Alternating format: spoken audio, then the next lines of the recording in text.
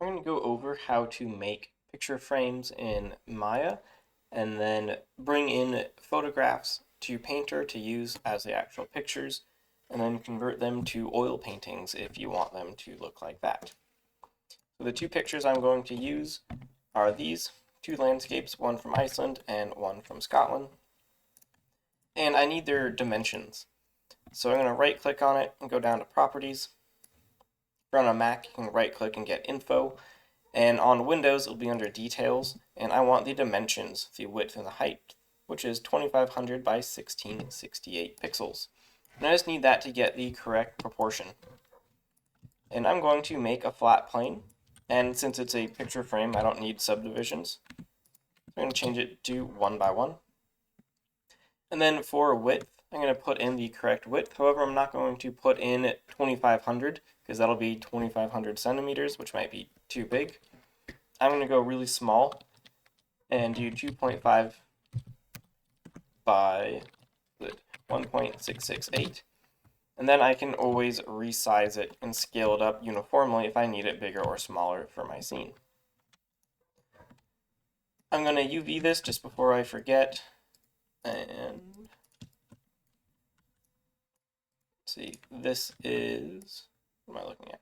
So if this was on the wall, it would probably be like this. So I got the front and the top. And I like to make sure my UV orientations are correct, especially when it's something like a picture frame.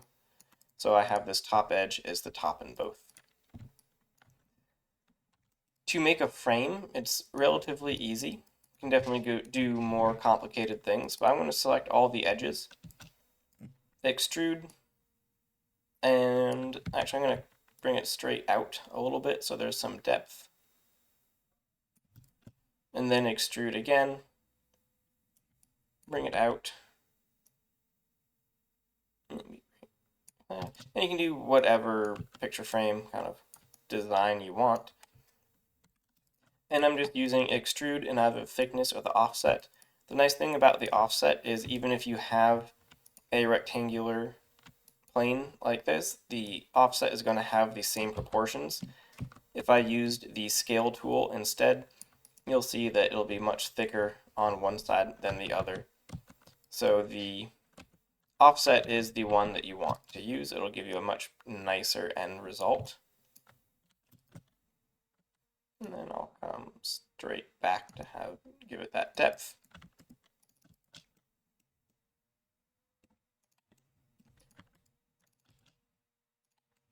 And it's looking pretty good. I'm okay with this picture frame.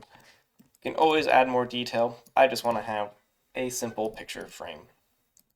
Now obviously this part is still UV'd, but none of this is. So I'm going to select everything and then deselect the actual picture.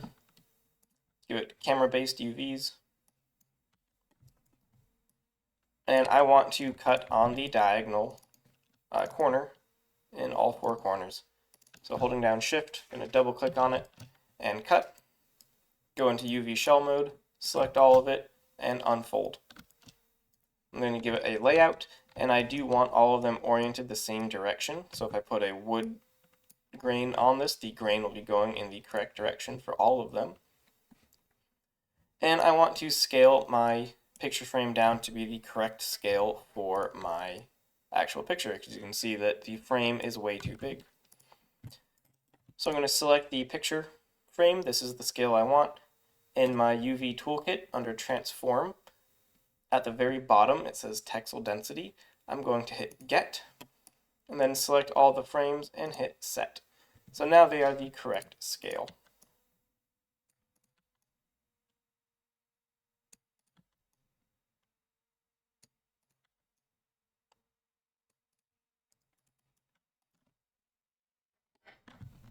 So it's looking pretty good.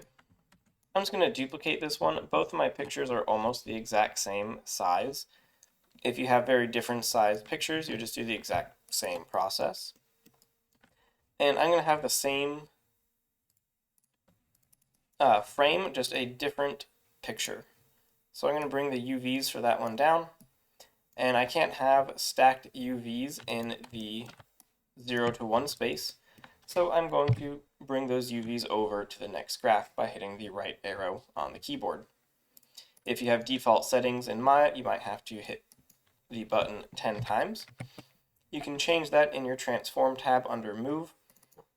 Change this number from 0.1 to 1, and it will move exactly 1 unit over. So now these UVs will have the exact same texture as these, but my two pictures will have unique UVs. And I'm going to export this selection, jump into Painter, and go to File, New, select your FBX file, and hit OK. So here they are. I need to import these pictures. So I'm going to highlight them, drag them, and drop them in my assets in my library. Change the undefined to texture, and I'm going to have it set to current session so they delete when I close Painter. And then they should be over here. I need to make a fill layer, and I'm going to scroll down to base color. I'm going to start with my Scotland picture, drag it to base color, and it's going to look really bad. That's because by default the base color is going to take up the entire UV editor, and it's going to tile. So if I scale it down, I'm going to have multiple versions of that picture going on forever.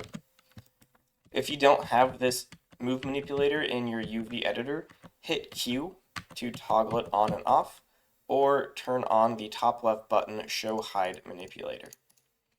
This will allow me to scale my picture so it's the correct size, and I'm just going to do a freehand. I just scale it down so it fits that picture frame. And that's looking almost perfect, a little bit too short. And if it's a little bit too big, it does not matter. And I'm going to go to UV Wrap where it says Repeat. I'm going to set it to none. So now instead of tiling, it is only going to exist here. You could also make a mask. So on my fill layer, I could right click, add a black mask, open up the polygon fill, and just select that one frame. It'll be the exact same end result. It does not matter which one you choose. And I'll call this one Scotland. I'm going to do the same thing for the next one. Fill layer, drag my Iceland picture to base color. For this one, I will turn off repeat. Hit Q, and I'm going to scale it down to fit.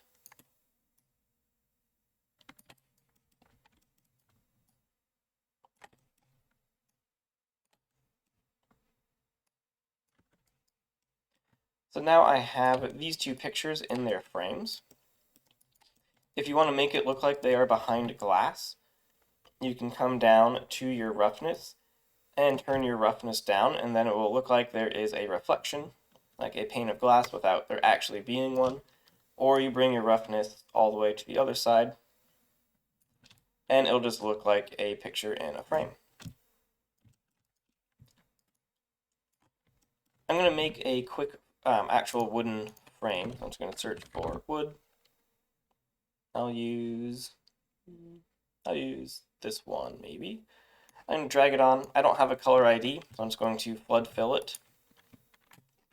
Going to bring my tiling down, and my wood grain is going in the incorrect direction. It's going left to right and top to bottom when it should be going left to right on the top and top to bottom on the side. All I have to do to fix that is my rotation value, change it 90 degrees. So now the wood grain is going in the correct direction. And then I'll make a black mask, and I'm just going to select the picture frame.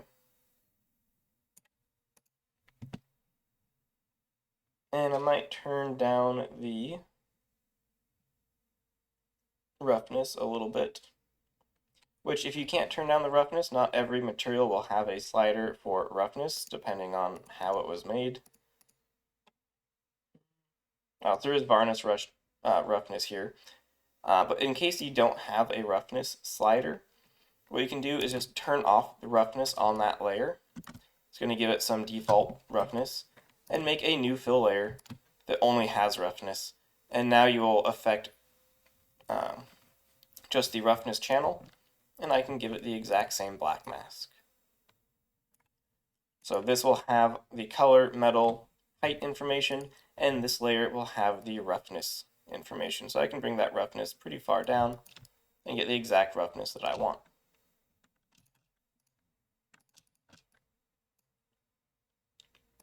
I'll just call that folder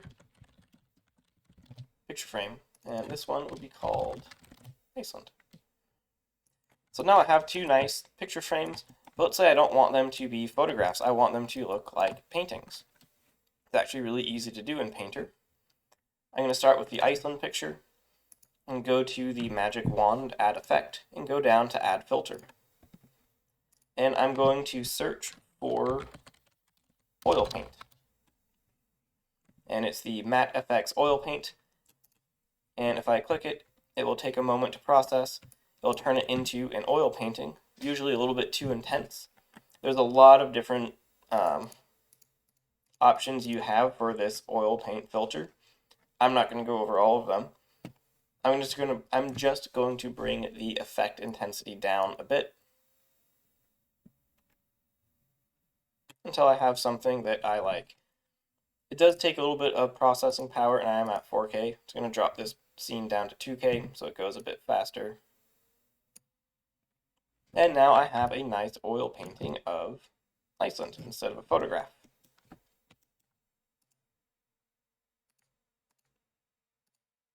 And I'm going to make a black mask. I think for this, if you're using the oil paint filter, you do need to have a mask so this oil paint filter doesn't mess up anything else.